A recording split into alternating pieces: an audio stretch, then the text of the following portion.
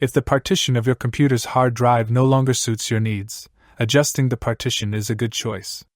Next, I will teach you how to adjust the partition. Method 1. Use AOMEI Partition Assistant to adjust with one click. Step 1.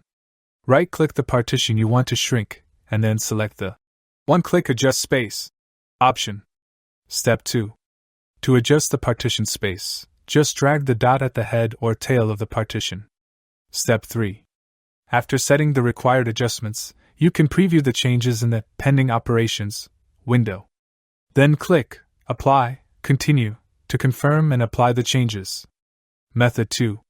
Use Disk Management to shrink the NTFS partition. Step 1. Right-click My Computer, select Manage, and then click Disk Management in Computer Management. Disk Management displays the details of all available partitions and disk drives. Step 2. Right-click any partition you want to resize, and then select Extend, Increase Size, or Shrink, Reduce Size, as needed. Tip: in the shortcut menu, Extend Volume is grayed out as shown below. The main reason is that there is no unallocated space next to the C partition. Step 3. Select Shrink Volume, and the following window will open.